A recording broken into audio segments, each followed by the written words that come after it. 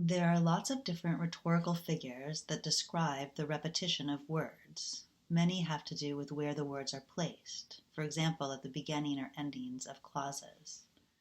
I'm not sure whether the repetition in the following passage fits under one of the more specific terms, but I think it's an interesting example of repeating words to make a philosophical claim. And I love its definition of poetry. So the passage comes from Jonathan Lear's book, Radical Hope, Ethics in the Face of Cultural Devastation. In this book, which he calls a work of philosophical anthropology, Lear investigates a specific historical instance of what he calls a vulnerability shared by all human beings. This ontological vulnerability is the possibility that the structures within which we experience meaning, our cultures and their concepts, might be destroyed or break down. The radical hope of his title is one answer to the question of how to live with this possibility. Here's the passage. Here, by poet, I mean the broadest sense of a creative maker of meaningful space. The possibility for such a poet is precisely the possibility for the creation of a new field of possibilities.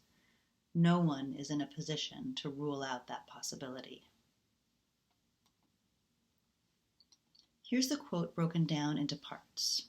As usual, I think there's so much to say about this passage and how it works, but before I go into the details, I'll give you the short version, which is, Lear repeats the same word, possibility, in order to make a philosophical claim about poetry and the possibilities of meaningfulness.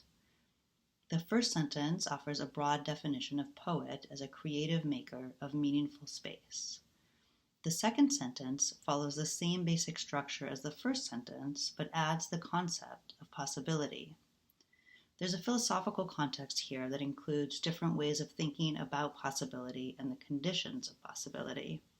It's not necessary, though, to know this context in order to look at the philosophical move that Lear makes here. Part of this move is the repetition of possibility or possibilities. The repetition is an important part of what Lear is saying. So here are the elements of the two sentences. In the first sentence, we have poet, creative maker, and meaningful space.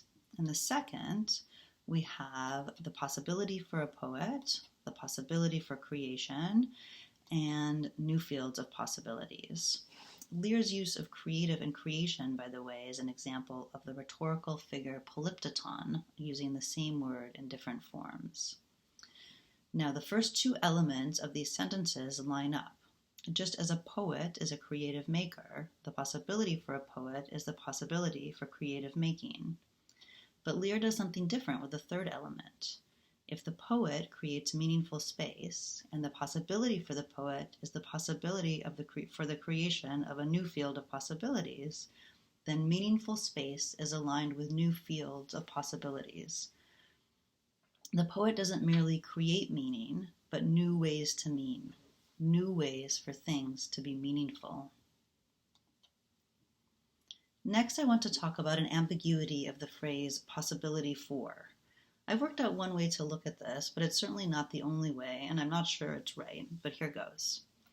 Possibility for could mean the possibility that something exists, or it can mean the possibility that something has once it exists.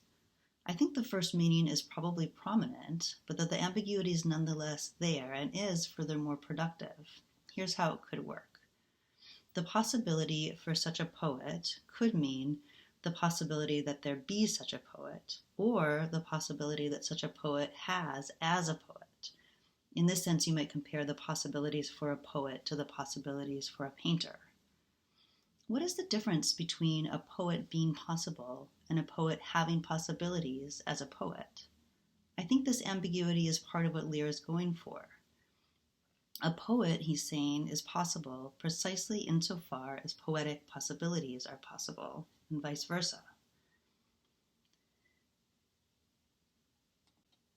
Next, Lear equates the possibility for a poet with another possibility for, the possibility for the creation of a new field of possibilities.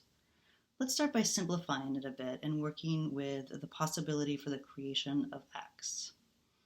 The ambiguity here is that the possibility could be that the creation of X happens, or it could be the possibility that the creation of X has to do Y.